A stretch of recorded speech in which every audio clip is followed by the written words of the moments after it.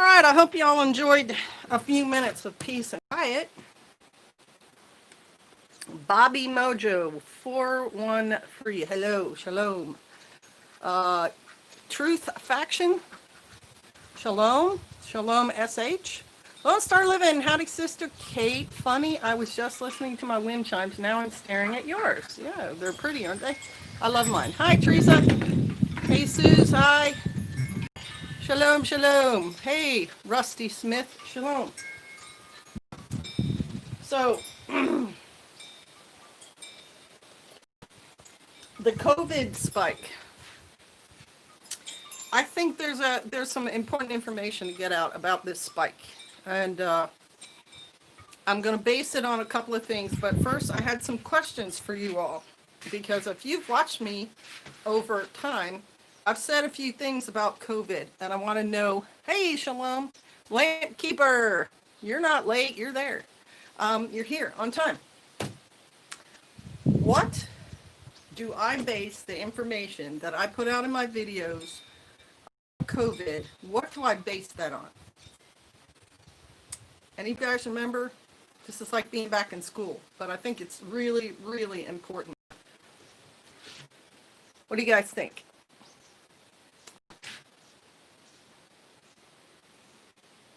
I see way too many people out and about, no mask, no gloves, no nothing. West Old Forge, we're going to get to that. West Old, do you remember what I base the information that I give you guys on about this thing? Astrological signs, Lampkeeper, history, exactly. I base it on history, and I base it on a very specific situation in history, a very specific time frame in history. Do y'all remember what that was?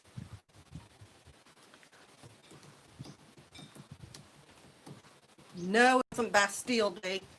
Whichever smart aleck was going to say that. 1918, Stephen Wilson. 1918, Westland Forsyth. Exactly. I base it on the Spanish flu. Why do I do that? Because they're both viruses. So this Shabbat, I was talking to another believer who happens to be a medical professional. And we were tossing ideas back and forth.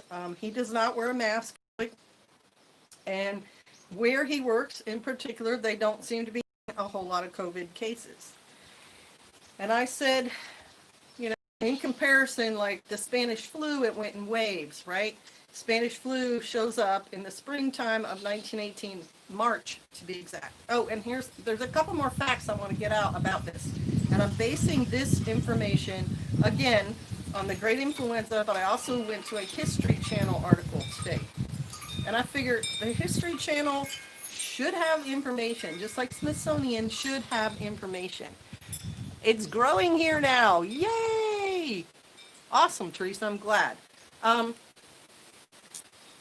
So the History Channel article and the book that I read, same information. And like I said, Fauci's got the same information, George Bush, anyone read the book, blah, blah, blah. Same information. Now, the point this brother made, and I don't want to sass anybody, so don't, that's not the point of my video, was that if COVID was going to be as bad as Spanish flu, there would be millions of deaths by now. And I said, okay, I have to respect that. I have to look at that, or I'm being intellectually dishonest if I don't hear what this professional is saying and try to, make it mesh with what I think and know. And so I thought, okay, I'm going to go check on the Spanish flu, because the book and the article that I read have numbers and the dates and everything specific to that particular pandemic. March 1918 is when it broke out. And it came from a pig farm out in western Kansas. And near that pig farm was a military base where people were being trained to go to World War I. And now researchers know that the Spanish flu was H1N1. Well, shoot, I'll be back. Stupid job. Oh, I'll miss you. That was, hang on now. There was no mask movement in 1918, Frisco, I think, and other parts of the country. It wasn't just in our country. The History Channel article has talks about that in England, because the pandemic in 1918 went worldwide also, and soldiers at that time, because they were the ones traveling around from country to country while they fought the war. And a public health official in England knew that wearing masks and quarantining was the way to contain a virus. And just so you know, again, the medical establishment in 1918 didn't really understand viruses at all. They didn't, microscopes and germs and just the whole thing, they were so far behind the curve on that pandemic. But they knew that if you quarantined yourself, then you were not going to pass it. They knew that much. And this public health official in Britain knew that. And because the war was going on and because Britain was heavy in it and fighting the Germans and so on, he ignored that fact because he wanted them, like the munition workers and the guys making the firearms and everything, to still be in the factories doing their job. And so they were told, just get on with it, right? That's what I got. Hang on. Shalom, Shield Maiden. That's what I 4 months ago. H1N1. In 4 days, I was fine, and I'm not a young man anymore. Amada Leon. It's good. I mean, I'm glad that you didn't get sicker. Hi, Kaijen. Shalom. There's Wee Tree. Thank you for showing up, Wee Tree. Yeah, H1N1 does not have to be a super flu. You can get H1N1 and it be just like the flu. And here's a little thing about the H1N1 that turned into this pandemic back then. The early part of it, from springtime until fall of 1918, people who got it had, just like Amada Leon had it, it was 3 or 4 days of illness, bit of a fever. That was it. And then the fall of 1918, it came roaring back because it had been dispersed. It had been taken by soldiers over to Europe. And a particularly virulent strain, a mutated version, which viruses mutate. It's not like the virus, took a weird turn. Viruses mutate. Took a weird turn. Viruses mutate. They mutate with every single person they infect. And the other thing about a virus is it has to have a host. A virus does not have the cellular structure to exist by itself. That's why quarantining is a way to stop a virus outbreak. You don't let it another host. You don't become a host for that virus. So the H1N1 Spanish flu in 1918, sometime in the summer, it's in England, and it mutated. And it mutated from this 3 or 4 day thing that made people kind of sick, and then they got over it in the spring, to a very virulent thing that killed people in a day. And as few as 12 hours, the mutated strain killed people. And so the death rate, now here's some very interesting facts and why I'm doing this live stream today. During the Spanish flu, it only lasted 2 years. It only lasted 2 years. In that time, it killed 50 million people worldwide. But in the United States, it only killed 675,000. Now, I am certain it's because in 1918, the U.S.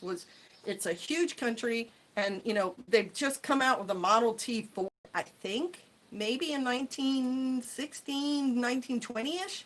So traveling in the United States was not widespread. There were not highways that went from coast to coast and allowed you to, zip from your state to the next state and shop or anything else. It was very rural, our country, in 1918.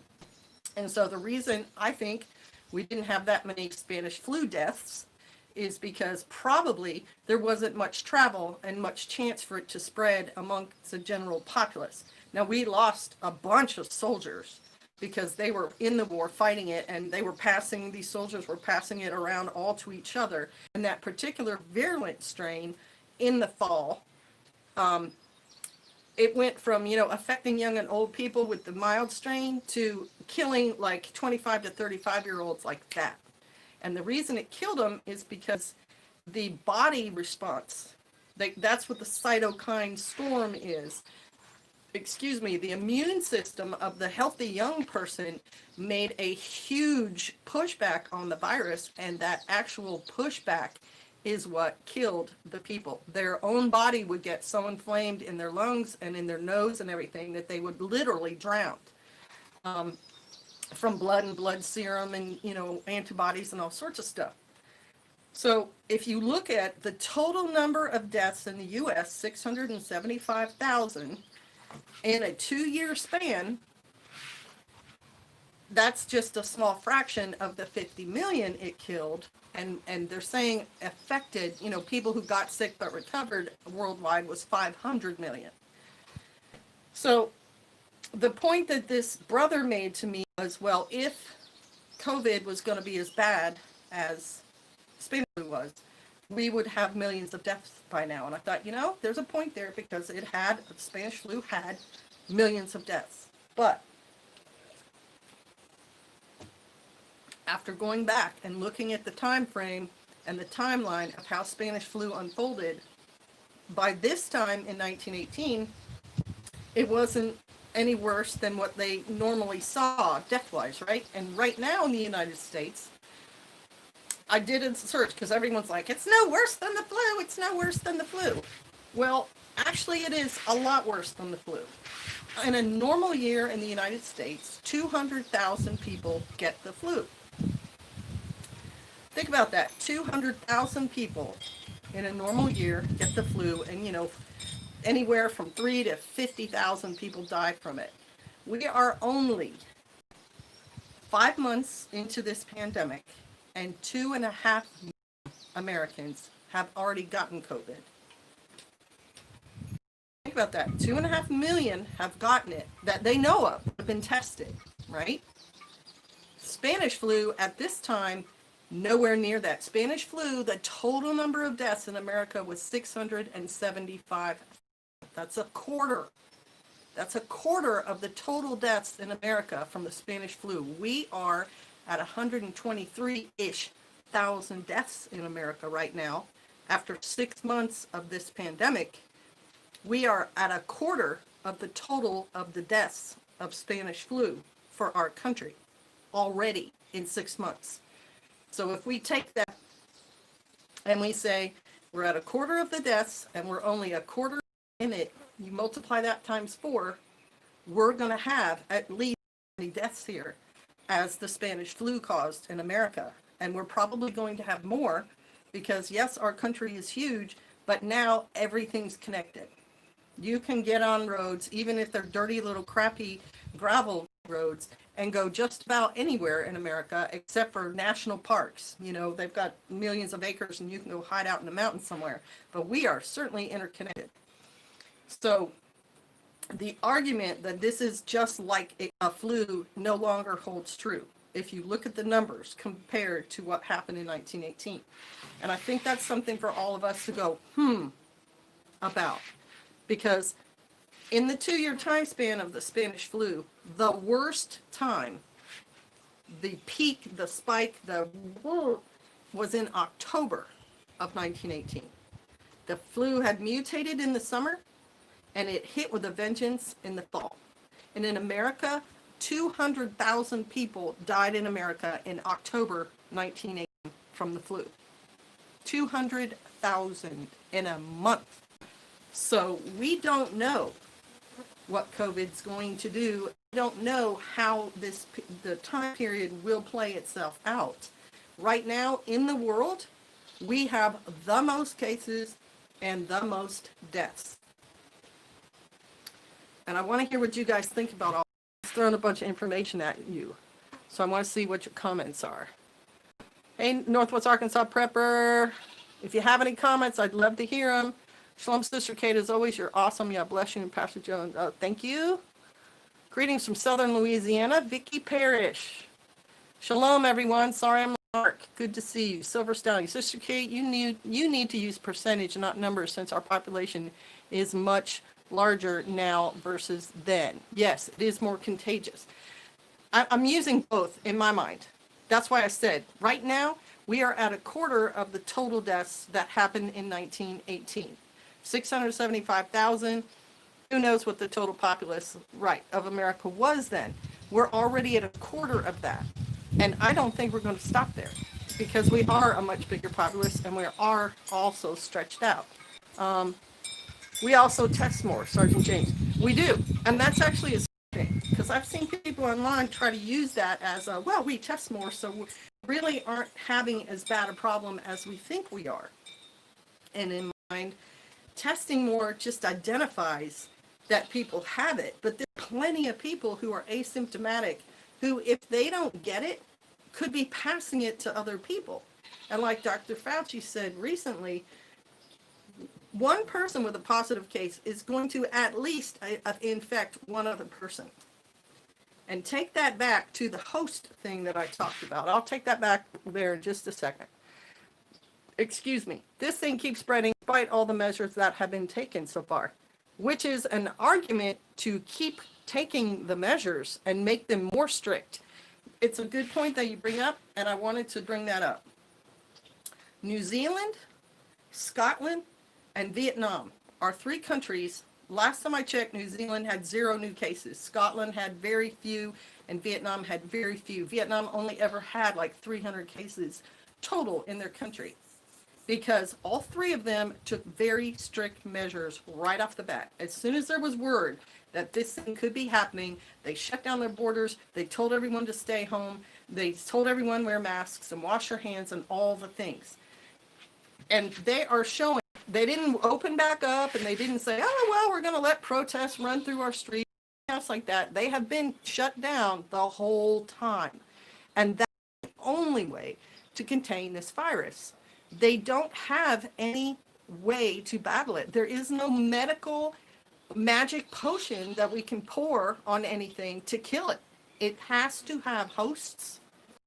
And until there are no more hosts for it to jump to, it's going to keep going. That's why quarantining is the only way to stop the spread of this thing, is to isolate yourself so that you cannot be in contact with someone else who has it. That is the only, but anyway, let me get back to your comments. Now I forgot what I'm going to go back to.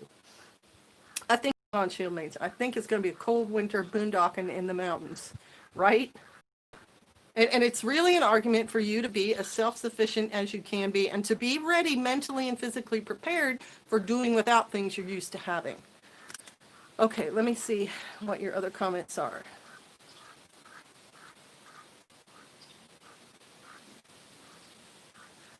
Amada Leon says, I think the mask makes it worse. It doesn't matter if you think it is or not. The thing is spread by droplets on your breath. And if you've got it, you should not be spreading it to anybody else. 103 million U.S. population in 1918. Just Googled 383 million now. So we're about a third or a quarter bigger, so a little less than 4 times. So that's going to kind of jive with what we've been talking about. It's a quarter. We're a quarter bigger. We have right now 2.5 million cases, right? And 123,000 deaths. So 4 times that is the total amount of deaths the Spanish flu would have had. So that's one we're going to want to keep watching, because 123,000 deaths 6 months into the Spanish flu is way more than the Spanish flu had at this time. Spanish flu was nothing until October, until the fall. So I think we're tracking kind of more than right now. And I wrote down when there were 1 million cases worldwide, and now there's 10 million cases worldwide. So the Spanish flu didn't get huge until later, until after that fall time frame. And then in the spring, it was still kind of bad. So I think we're very similar, and we should continue watching it. But the same thing with the flu is for us. You have to not be a host. You really just do. Okay. The COVID numbers are inflated. Some people say that. Some people say they're inflated. I don't know what good it would do whether they're inflated or not. It's not going to stop. It doesn't matter what someone says about the numbers or not. If you have any cases at all, anywhere in your county, in your state, if those cases are not quarantined and the general public is not quarantined, the sick person is going to make somebody else sick and it's going to keep going. That's how viruses work. They have to have a host. They cannot exist without one.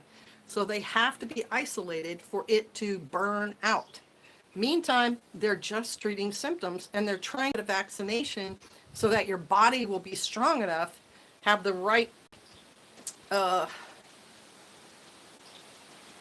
antibodies, but you know what I'm saying, like the right combination of the dead virus, stimulate your body to already have an immune response that will fight it off. Because when it's novel, nobody's had it before. Nobody's body already has the exact pattern, because the body creates the antibodies according to what the illness is. And so how can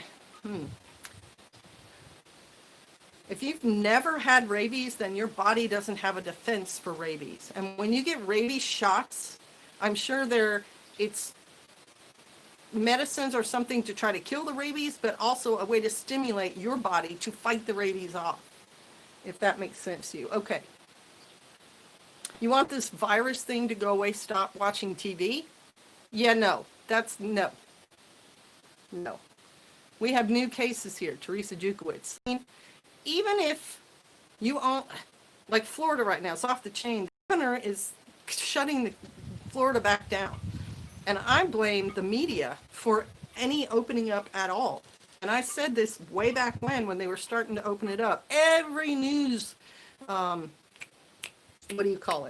Every news agency was saying, oh yeah, we should reopen. Yeah, we're getting excited about opening, and they're gonna do this thing, and the park's gonna open, and this city's gonna open, and isn't this really cool? And at that time I thought, this is a really bad idea. Unless you have 0 cases in your town, in your city, you shouldn't open up at all. Because if you open up, you're exposing more people to become a host for the virus. It's just simple math. It's I'm not talking about magic or anything else. There is a fly on my phone and it's driving me nuts. It just wants to come back. Oh, sorry, distracted. Yes, our doctor told us masks weaken your immune system. I don't believe that. Check out After Armageddon 2000 on YouTube to see what truly could have happened. Played out identical up to the point of shutting down our country. They include people who died from other causes. I've heard that. I don't necessarily agree with that. I think Mountain Gorilla Blog is a guy who does sort of counterinsurgency kind of things and self-sufficiency things in his blog, and he and I see that the same way. If you have COVID and you have a heart attack and die, they're counting that as a COVID death. Well, I agree with that. If you have COVID, you should be counted as a COVID death. Now, if you're in a hospital and you die of a heart attack and you don't have COVID and they count you as a COVID death, then I don't agree with that. I think that's falsifying information. But if you had measles and COVID and you die, I would still count that as COVID because you could have infected somebody else with it. And that's what I'm talking about. The media is playing everybody.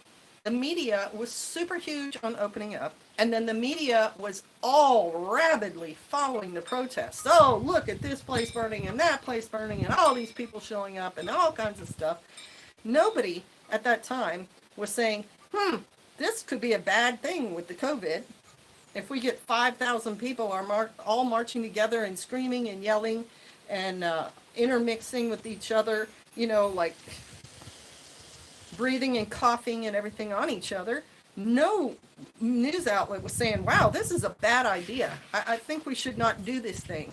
And the response to protesters was a lot of people staying home, as they should have, in my opinion. And now I just read yesterday an article written by some journalist in Philadelphia saying, well, we don't really see a spike in the coronavirus cases in Philadelphia from the protests that were, whatever it was. They said May 25th. Seems like they were a little oh no, yeah, that's like a month ago. It's hard to believe it would have been a month. They said, nah, we're not really seeing it. And then the next part of the article was, but we have cases in our young people that's going up. That makes no sense at all. Why do you think young people are getting, more COVID in Philadelphia? They were probably the ones out there protesting. But even if they weren't, it's the young people who were getting sick and dying in 1918 in the fall. So, I mean, both of those things to me are pointing in a certain direction. And I blame the media. And now the media is saying, you've seen it. 7,000 cases in Florida, 9,000 cases in Texas. The governor opened too soon. The state opened too soon. This is the same press that 3 weeks ago was like, oh yeah, we should open up. Everybody open up. We should have restaurants open. We should definitely be doing this opening up thing, and states that aren't opening up are being repressive to their people and all sorts of stuff like that. No. And you can say I'm a batty old woman and this is just my opinion. Go to the History Channel article yourself. Read The Great Influenza yourself. I'm not basing my opinion on, well, some guy said, some, doctor said my immune system can fight off COVID. Your immune system might be able to fight off COVID, but that's not a guarantee. Hang on. Okay. Well, that's cool. But your immune system, if you're an 84-year-old person living in a nursing home, is not what it was when you were 20. And that's why disproportionately a lot of nursing home people are dying. And if this thing mutates, and I'm not saying it will, it may not.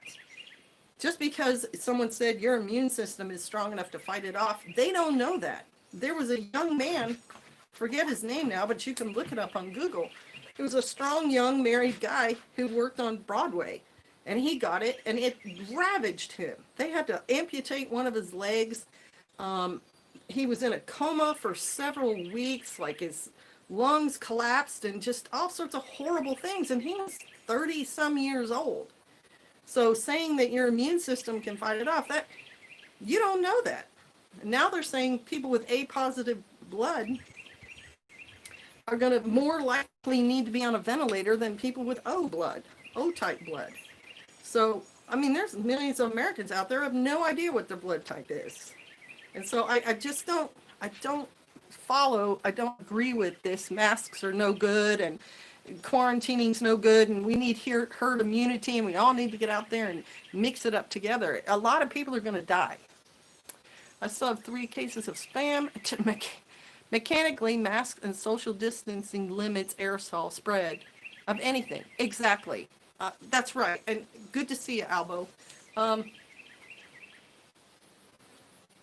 Yeah, washing your hands. I mean, warm soap and water is good, but a virus has to have a host. You don't want to be a host for this virus. You don't. The person I was talking to, the medical professional I was talking to, said, if you get it, it tears you up. I read a story of a guy in Vietnam. He was a Scottish pilot who got there and caught it while he was there and spent, I think, 78 days in the hospital there. And they had him medically in a coma for like 2 months of his life, completely gone. And he still has problems. He can barely walk because his muscles atrophied. His lungs are not very strong. You just don't want this thing. Okay, so Shalom, I'm going to read a few of these. I can't even. Crystal Campbell, Shalom. Bethany Kabaya, I so agree. And I'm not. So does this mean we're all going to get it anyway? They let riders do what they wanted, and any fool knows that's a bad deal. Does this mean we're all going to get it anyway? If you keep walking around without a mask on and without washing your hands in areas where COVID is active, chances are you will get it. If you quarantine yourself, or if you're going into any public area, if you wear a mask and you wash your hands multiple times, like Whenever you touch a doorknob, whenever you buy anything, when you come back out to your car, wash, use hand sanitizer before you get in your car, or wear gloves the whole time and then sanitize them and take them off, you have less of a chance of catching it. And you will 100% not catch it if you 100% quarantine yourself. And I've said that multiple times. And it's in the history. The towns that didn't have the Spanish flu are the towns that shut the town down and did not let people interact. So it looks like it's going to be a herd thing, whether we like it or not. KKRN, I disagree. There were towns in America that did not get the Spanish flu because they quarantined. And there are whole countries right now, New Zealand, Vietnam, Scotland, they started quarantining right off the bat. They have very few to zero cases. You have to shut down the virus's access to a host person. Once you've had it, then your body should have the antibodies to fight it off if you're exposed again. And they're saying you do for like 2 or 3 months, and then after that, the antibodies in your body are not there, and they still don't know why that happens. And you could catch it again. It's probably engineered into this virus. But you can 100% not get it if you 100% quarantine yourself. I have to make myself clear on that. All right. Pharma. Shalom, Sister Kate. Pharma, I have to thank you.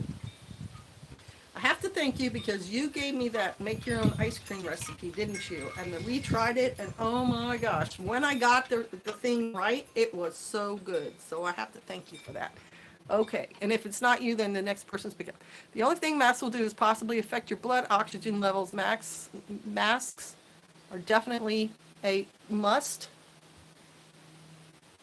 Right, they're definitely a must. And more than one person with medical experience is saying that. Check your... Shalom, Sister Kate Winchley. Shalom, how you guys doing? We will stay home as much as possible. I have regulations I have to follow in order for the kids to come and stay. Shalom, everyone, Haunted 55. Hi from Mosby's Men. Shalom, brother. It's really good to hear from you. What kind of precautions are you guys taking in your area? What's going on, you all, says Elwood Maurice. The Apache res is under shelter-in-place orders. First offense breaking order is 5,000. Second is 10. Loss of tribe membership. Fourth permanent loss and kicked off the res. Under shelter-in-place orders. Why, Lynchley? Why is the reservation under shelter-in-place orders? I wonder. Because COVID is running rampant there, and that's the only way to stop it. I'm not making it up. I'm just passing it along. I'm reiterating what is already historically fact, and then take that exact situation. We are running almost parallel 100 years, and March, Spanish flu shows up for us, March time frame-ish, COVID shows up, and, we're all sheltering in place, and so the numbers are looking pretty good. But whoever is in power of each state, and that's the governor, and he has what other health officials he has in his state, whichever one of them in any state said, wow, we've got our numbers down, let's open up our state, didn't understand how Spanish flu ran. It ran for 2 years. And what it did is killed a bunch of people and burned through everybody. And by the time it had killed everybody or people had survived it, there were no more hosts for it to jump into. And that's when it kind of went back underground. And it was H1N1, and it did mutate. It mutated in the fall of 1918. It came out in March of 1918. And the month of October for America had 200,000 deaths.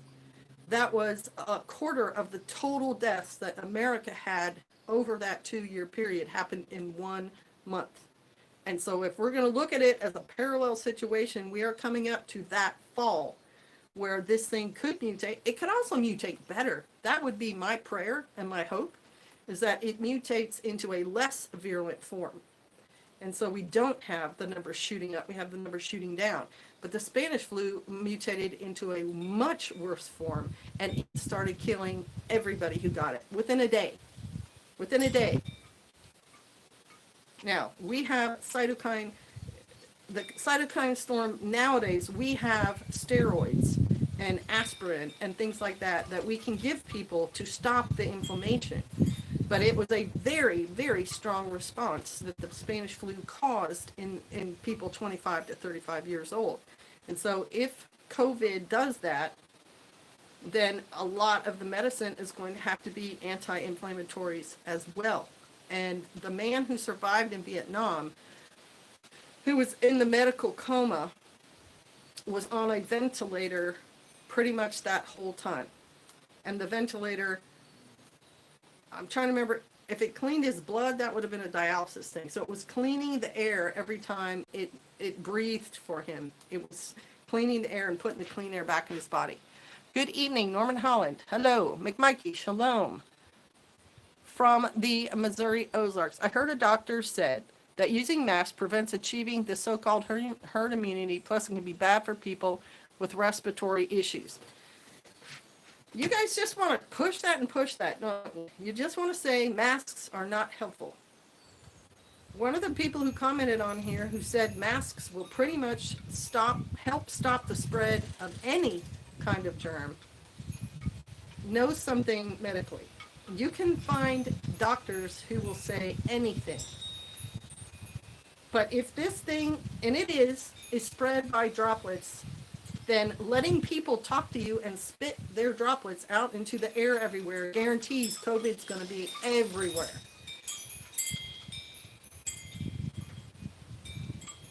Just saying. I don't want to be responsible for anybody else catching it, and I don't want to be a host for it myself. And every time I go out in public, I wear a mask, I wear gloves, and I bring hand sanitizer, and I sanitize the mask and the gloves and my hands and everything I touch, because I'm taking this seriously, and I think everyone should. Cases are spiking right now, whether it's because they opened up for Memorial Day or it's because of the protests. It doesn't matter. It's spreading faster, and you should take that seriously. With low blood oxygen levels due to advanced COPD, I can't breathe through a mask. So, Mark Catlin, with COPD, you should be nowhere near anybody else. You should stay home as much as you can, because COVID, you know this. You already know this.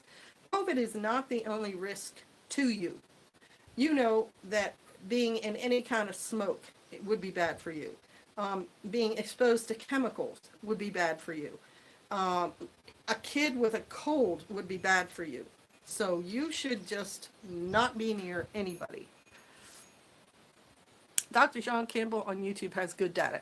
Yes, he does generally. At 66 years old, I had pneumonia last year, needed a chest drain, not good, but was out of the hospital in 6 days. Pneumonia, exactly.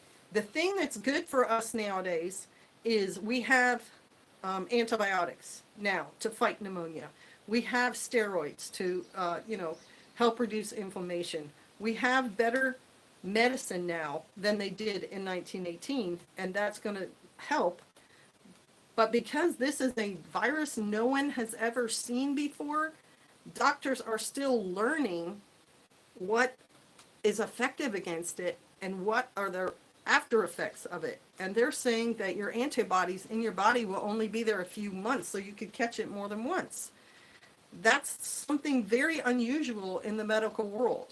Most diseases that we know of now, once you're immune to them, like mumps and measles, like I had when I was a kid, you're pretty much immune, or, your body fought them off when you were a kid. You are pretty much not going to get it ever again in your lifetime.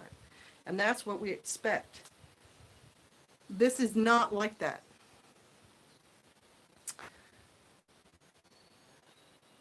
I put a drop of clove oil on my masks. I would put,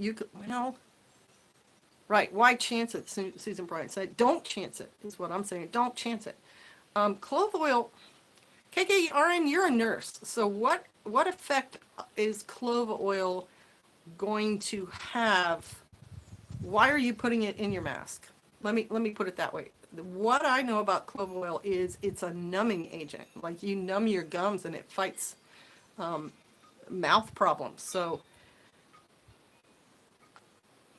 I actually think peppermint oil and eucalyptus oil might be better because they help your bronchial tubes and stuff dilate. But I don't know that you want dilated bronchial tubes when you're trying to protect yourself from a respiratory illness. I'm not afraid of COVID-19. Haunted 55, I'm not saying you need to be afraid of COVID-19, but you need to understand what it is, seriously, and not what the media is feeding everybody. And again, you don't have to take my word for it. Read about the Spanish flu. Go to the History Channel and read that article. Spanish flu and COVID are both viruses, and viruses all act similar. They last a certain amount of time, they do certain things, they mutate with their host, etc., etc., and it's smart to know those things. The other thing is, I can put it in reverse. Who would you like to infect with COVID? Who would you like to be responsible for giving this new virus that they don't really know anything about? Who do you want to give that to? Because I don't want to give it to anybody. Only time I go to out in public, I'm going to the doctor. I did not mean, Biddy, do you mind putting your comment back up? I erased it and didn't intend to. And I am in the age group, so they claim. So am I. And that's why I'm taking precautions. I'm generally healthy, but the pastor and I had something last year in the December timeframe that kicked our rear ends. And we think it was just the flu, but his father-in-law, who was a medic for the government for 30 years, told us even if it was just the flu, your system is going to be kind of weak for a while, so stay away from germs. And we took him at his word. Look at here. Look at who's come to visit. She's just got to come check out what's going on here. So if I can get her on there, she is. It's the little pepper popper. She must have heard me talking and walked all the way over here. Little knucklehead. Yeah, so I think the media is to blame for the opening up of the country. I think the media is to blame for the disinformation that's out there, for making people think that this is not a problem, that it just because they say, oh, well, it's just like the yearly flu. It's not. The yearly flu is a quarter of what is happening right now. Only 200,000 people get the yearly flu in America. And it's 2.5 million cases now in America. That's 10 times as many cases. Sorry. And up to 50,000 deaths every year, the yearly flu. And we have 123,000. So we're double and almost heading towards triple that in a 6-month period, not a year-long period. This is not something to be laughed at. It just isn't, or taken lightly. Y'all should educate yourselves about Spanish flu and be very, very concerned about what's going on, because October's coming. In October 1918, 200,000 Americans died of the flu after it mutated. Lavender oil is better. Our country has only had 42 cases, and our county has only had 42 cases, and our town has had none. I'm happy for you. I'm very glad for that.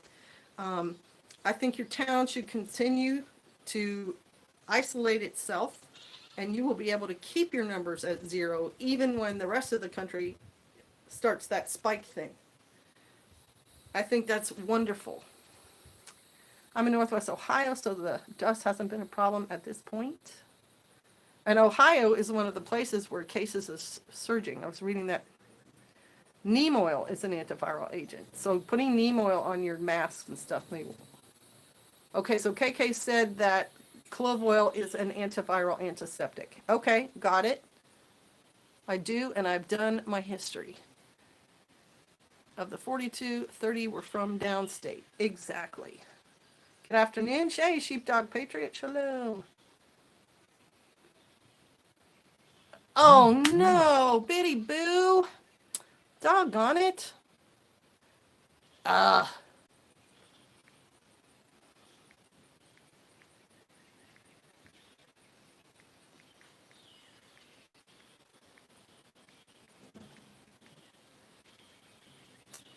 what?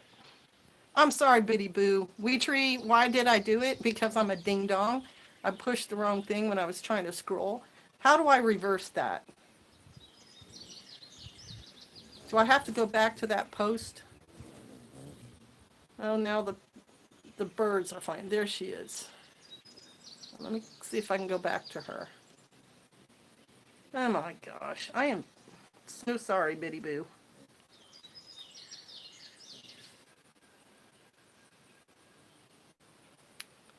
Well, it doesn't look like I can do anything on her post either. Tree, if you know how I can reverse that, please let me know, because that was a mistake. Didn't know what it was, honestly. Thought it was the flu. It's not the flu. It's a virus. She can't, she will, you can't, she will be back. Okay, thank you. I'll just have to, be careful, right? Big fat fingers. October is when the fall feasts come in. All of these coincidences, right? And there's times in the Bible where it says like people are going to be hungry for the word of the Lord because it doesn't say because they're not going to be able to hear it, but that's what is going to happen. You're going to be hungry for it because there's no access to it. And that could be something like that. I mean, but you can also do the fall feasts at your own home.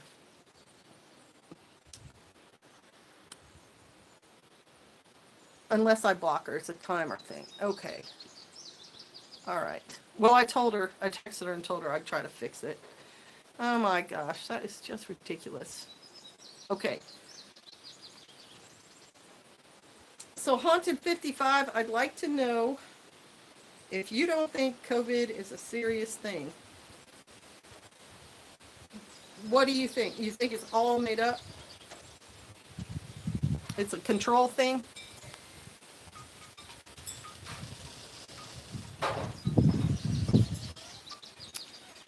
Biddy Boo, she's back! Go to the doctor. I wore my mask today also until it was time for me to speak in the meeting. Good. We do the feasts at home because there's no one else. Colds and flus are viruses, but they differ. Weak immune system causes other diseases to take over. Right. The colds and flus are a virus, and there is no cure for the common cold. Because you can't cure a virus. A virus runs its course. It's doing something in your body over the course of time that you're infected with it. And if you want to try to kill it while it's in your body, you're probably going to kill yourself too. So you just treat the symptoms of it. Have you noticed how many flu deaths there are this year? No? Oh, COVID is something, but not what they are trying to say.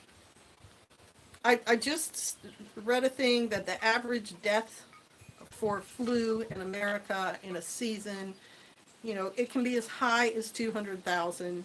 It can be as low as say 3,000, and it can be anywhere in there. It can be 28,000, 60,000, because the flu also, because it's a virus, comes and it's sometimes in a less virulent form, and at other times it's in a more virulent form. Because they're not claiming any flu deaths, COVID seems to have cured it. I don't believe that.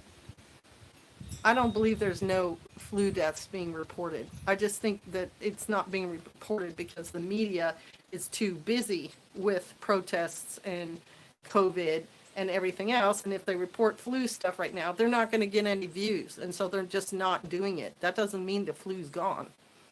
And you can get tested for flu. We think we had flu. I'm wondering if the extra precautions being made for COVID have cut down the common cold and flu. I mean, it's possible. If everyone's wearing masks and washing their hands, maybe there isn't as much flu as there was, but that would just be a side um, effect of what's happening with COVID, which I'm okay with that too. I haven't found any since February. But where have you been looking, Haunted 55? Just news? Or have you gone to like um, flu websites or your state's health department website or, stuff like that? Yay, you're back, Biddy Boo. Yay. There's only been deaths in an old folks home up in Canada. Good. Hopefully it dies out there and it doesn't spread to the rest. Are you looking forward to getting the vaccine? Okay, so here is my take on the vaccine. Okay. I've read conspiracy theory books on vaccines. I have been given vaccines. I have been given many vaccines in my lifetime because we went overseas when I was a kid. I was one of the last year groups to get the tuberculosis, right? It was tuberculosis. I'm almost certain it was tuberculosis. You have a scar on your shoulder from it. I've never had tuberculosis. Okay? I got a yellow fever shot. I didn't get yellow fever. I had shots for cholera and typhoid. Now, some of those are bacterial infections. I didn't get them either. And I was overseas for years at a time.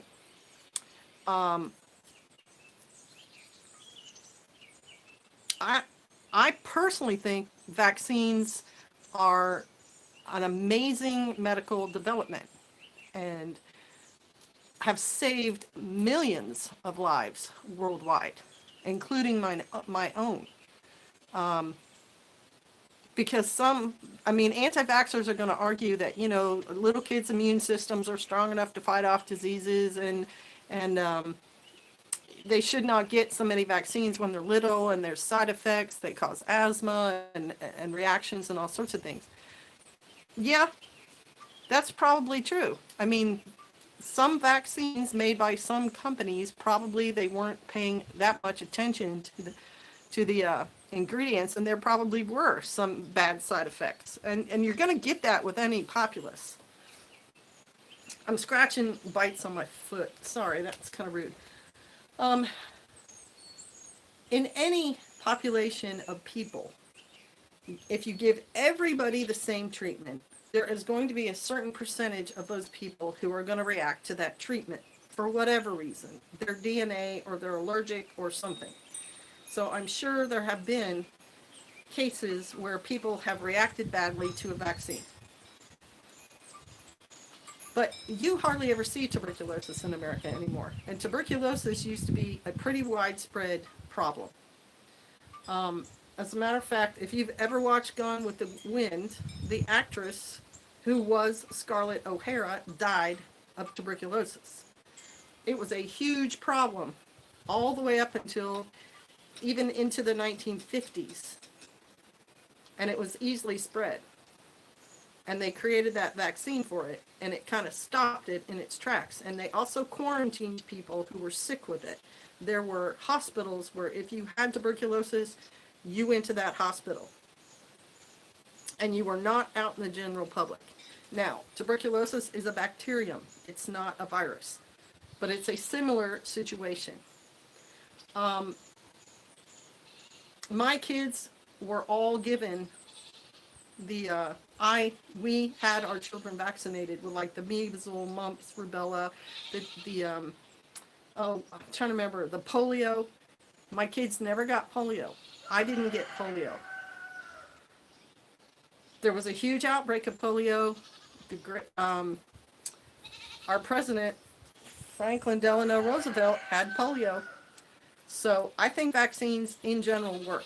And if you want a case of even early stuff, John and Abigail Adams. John Adams was the third president of the United States. There was a smallpox epidemic happening up and down the eastern seaboard of the United States. while he was in Philadelphia. And Abigail was at home with their children, and she chose to vaccinate her children against the smallpox.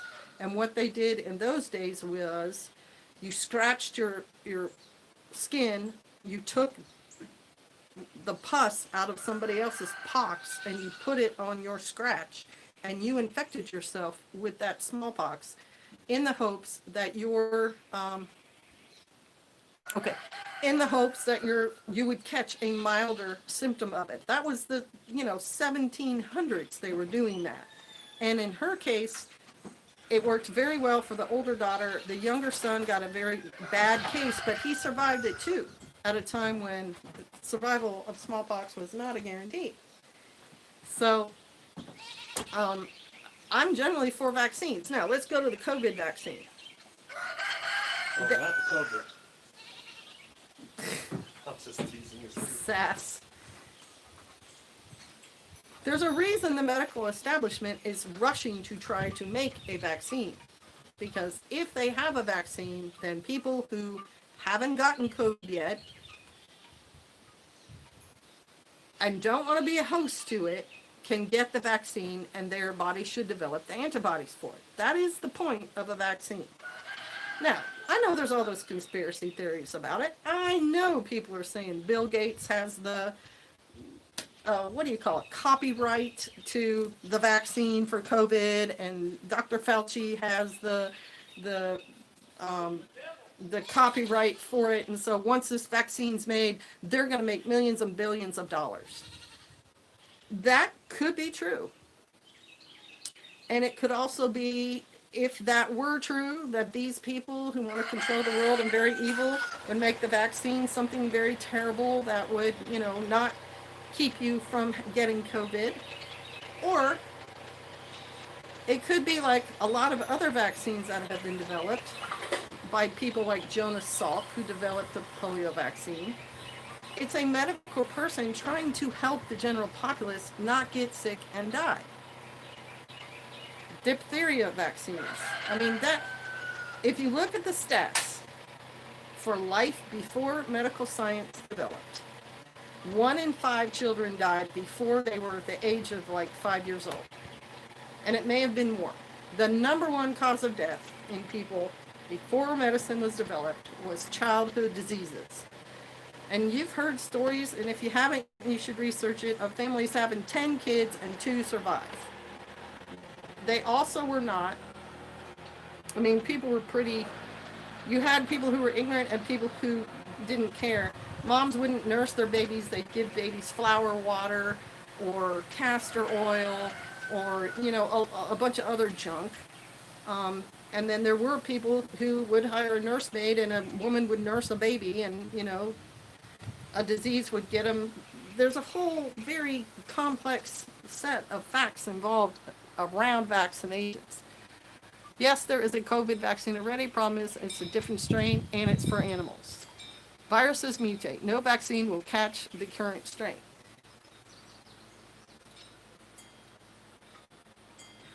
Right? It could be just like the flu virus and vaccine, where sometimes when you get the flu vaccine, you get really sick anyway, and you don't catch flu. Sometimes you get the vaccine and you catch whatever strain is coming around. It is entirely possible that by the time they figure out a vaccine, it will have mutated enough that it's not going to be that effective for people to take it. And I certainly do not think that Donald Trump, as president, is going to require everyone to have that vaccine. I just don't. If he was that kind of president, he would have already made a national law, which he does not have the power to do constitutionally, and make everyone wear a mask. He's not that kind of president. I think he's going to allow the governors of each state to handle their own vaccination programs. And if you hear, the National Guard, blah, blah, blah, vaccines, it's because there's not enough medical personnel in a state to do all the vaccinating. So they get National Guard units to come administer the vaccines, while all the other medical professionals are still doing their job. They're still being dentists and doctors and doing heart surgery and repairing broken limbs and all that. Like I said, when I was a kid, we got vaccinated in school. Yeah, like your school nurse gave everyone vaccines. Everybody lined up out in the hallway, and she'd just come along and give everybody the shot or the droplet in the mouth or whatever you were getting vaccinated for. It wasn't like your doctor doing that. It was done in school. So the National Guard is not going to force you, and I don't believe the federal government is going to force you to take this vaccine. I think they're going to make it readily available, and I think it's going to be up to you whether you want to take it or not. Personally, for me, because it's so new and because it's being developed so quickly, I will probably not take it. But I also am quarantining myself. I don't expect to get sick. I'm trying very hard not to get sick. 10 years down the road, if COVID is still around and that vaccine is still around, we'll be able to see what effect it had on people. Let's talk about bats. Well, hang on. Parvo and corona in dogs are two different things, and both are intestinal. Okay. Government can require whatever it wants at whatever level. Palmetto paratrooper. I'm not going to be forced to wear a mask nor get a vaccine. Hello, Palmetto paratrooper.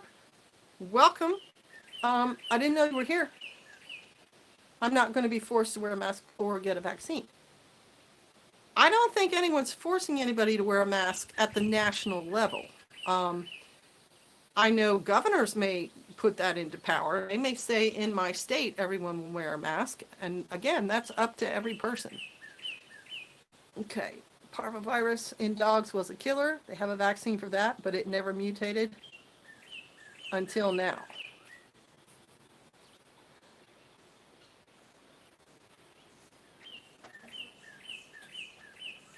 Norm, I haven't done research into parvo, but you're right, it is parvovirus, and you do give them the vaccine for it when they're young, so they must develop an antibody that can handle whatever the basis of the virus is. But they don't have a cure for the common cold. Maybe because we're a lot more complex system? Don't know. Hey, over to bus. Okay.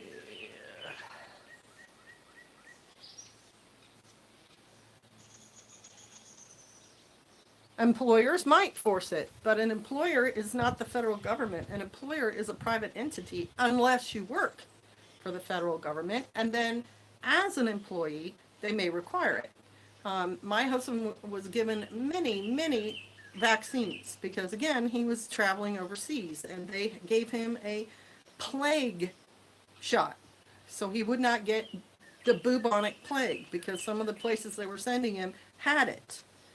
And he was telling me he didn't want to take it. And I said, yes, you will take that shot. You sure will. Because no matter where the plague pops up, he's not going to get it. And I'd rather him have that option. I would have gotten it too if they had it. Because I've been exposed to things like that. I've been in countries where there's cholera and typhoid and dengue fever and yellow fever and malaria and stuff like that. I mean, if you didn't want to take your malaria medicine, you sure as shooting are going to get malaria, and you don't ever get rid of it. Malaria stays in your system, and you suffer from it the rest of your life.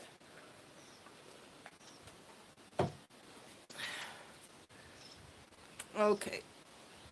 Your plan is my plan, Sister Kate. Lives outdoors. From what I'm seeing with other ingredients of the vaccine, it's an abomination.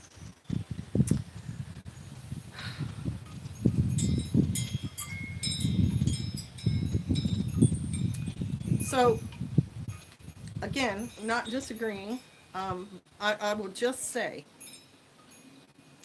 the one conspiracy theory book that I read, it's called Dr. Mary's Monkey, and it's a wild read, and there's a lot of threads coming together. The polio vaccine was tested and developed in monkey kidney cells, and as a side effect of that, it caused cancer in the monkeys because some were Asian and some were African, and they were putting their blood type into each other, developed this vaccine, and they started getting cancer. And so people who had the polio vaccine would be developing cancer about 50 years after that was developed, which was in the 30s. So that would make it the 80s. A bursting out of breast cancer, ovarian cancer, skin cancer, and one other type that I can't remember right now. And that seems to possibly be true. Now, some vaccines are developed in eggshells and egg yolk. Because a vaccine has to be developed in some sort of media that will allow that virus to grow. And like we talked about, the virus cannot grow outside of a host. It has to have a host, and it injects itself into the host cell and develops there and then bursts out and grows more virus. So doctors have to find the media, where the virus will actually grow, so then they can experiment with, different things and how are we going to kill it. And then once it's dead, with a little shade. Okay, I'm going to have to stand up.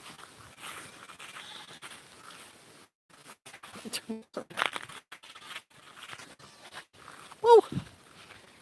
There we go. Okay. That's going to have to go like that. Buffering really bad. They talk to the audience with no latency but can't give us a decent 4G signal. Start over video paused 2. Okay, so now can you guys see me and hear me?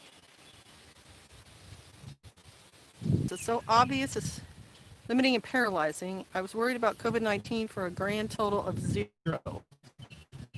so far. Unhealthy, things like that. And I like being healthy.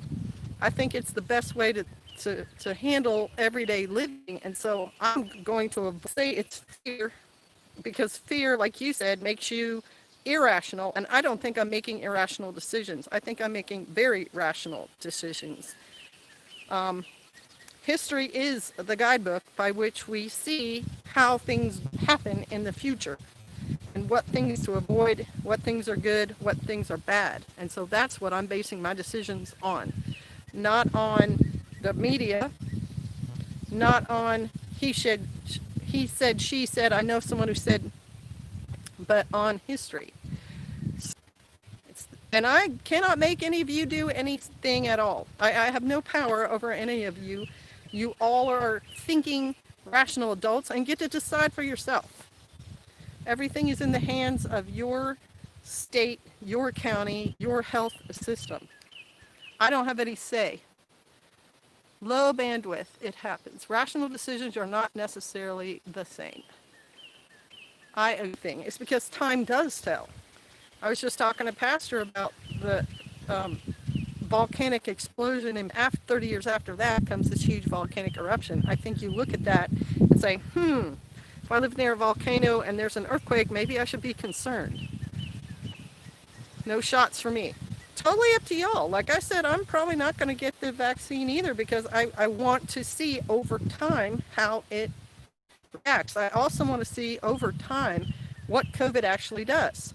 Right now, it is more serious than the flu. Right now, it's basically running neck and neck with the Spanish flu, which wound up being a huge pandemic. I think that's worth looking at, and I think it's worth taking into consideration. I'm quarantining. I'm saying I think that's the smartest thing. I can't decide that for y'all. Y'all have to decide that for yourselves. But quarantining is 100% effective in a viral outbreak. I'm just saying. I'm 65, not worried. We won't get the shot right away either, if ever. I want to see. Any ideas on how to convince my 77-year-old mom it's time to leave her childhood home and get out of town? No, I really don't. It's going to be hard on a 7-year-old to move anyway. It's hard on a 40-year-old. It's hard on a 50-year-old. Moving is one of the biggest stressors in life. And so my own mother is in her 80s. She is in an area where the COVID was just a small outbreak, but her state is a state with a big outbreak.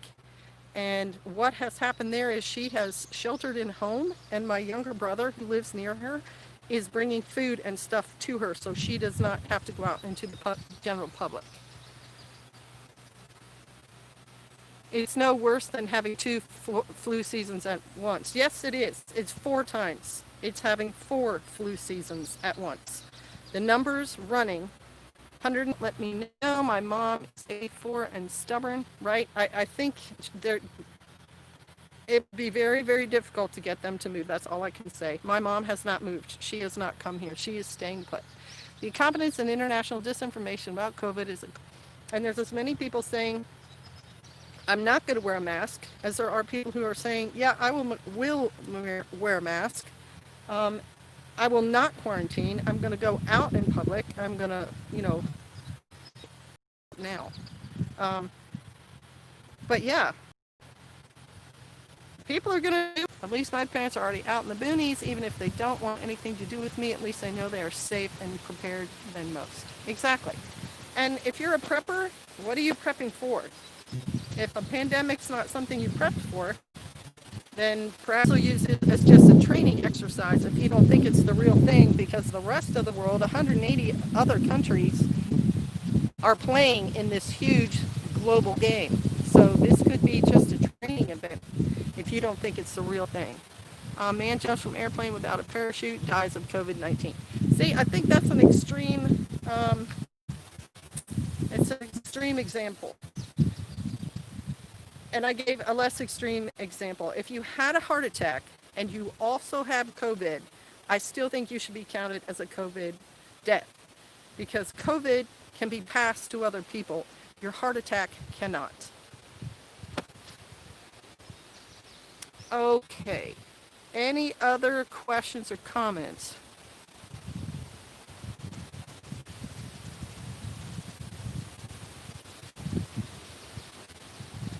Gunshot victims have been listed as COVID-19 deaths. If they had COVID, they're still a COVID death. I'm not going to, I don't think that's a very big issue, one way or the other.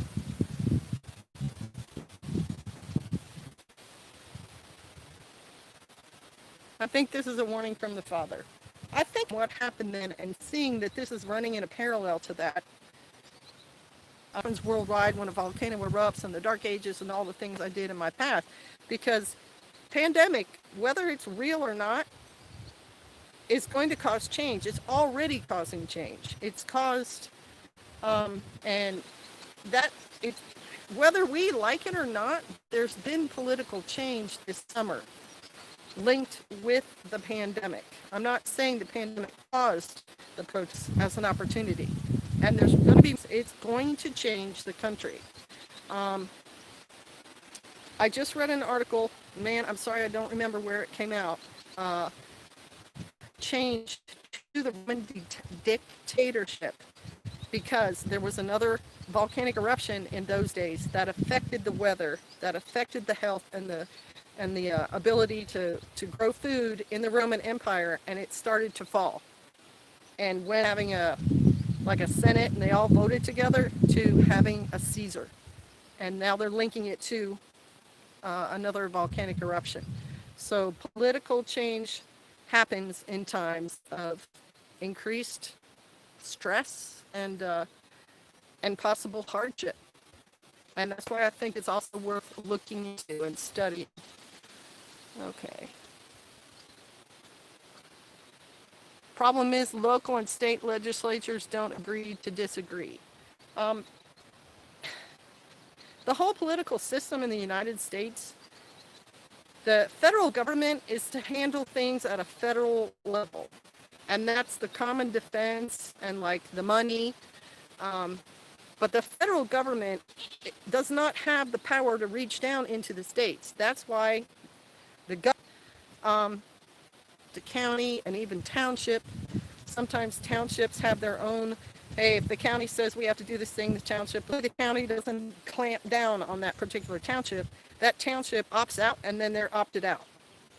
And so that's why I have said in the past, if you really want to make political change in your area, you have to get involved in local politics. You have to volunteer to sit on that board or run for an office where you can have a say in things happening at your level. That's how you do it. Voting nationally is not going to make as much difference as you voting for something relating to your town or city. All right, any other questions? The law exists. Right, and you have that right. You're an American. If your town says we're going to all wear masks, you can also go to the meetings. If they hold meetings and they say, hey, we're thinking about having this mask law, what does the general populace say? You can be the guy who goes up to the microphone and says, I don't think we should have to do it. We're really rural and we're all, a mile from each other. It doesn't make sense for us to do it. You can be that guy because this is America. When you do the machine, it is bigger than you and it will change you before you change it. I don't know, Palmetto. I know you believe that because you were part of a huge machine that really doesn't allow any individuality. But I've been in little teeny tiny volunteer fire department and I had plenty of say. Because I was one of 20 people who ever showed up, and if I had an opinion I could voice it and I could fix. And I think that would be true. You may be the only one on your parent teacher association. Guess what? You get to decide all sorts of things.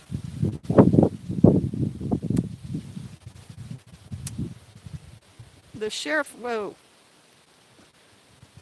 in our county refused to enforce the mask mandate by the governor. See? And that sheriff doesn't have to. At his level, he is the authority. The governor can't make him. See if I can get myself in the shade. And Biddy Boo's sheriff is her sheriff.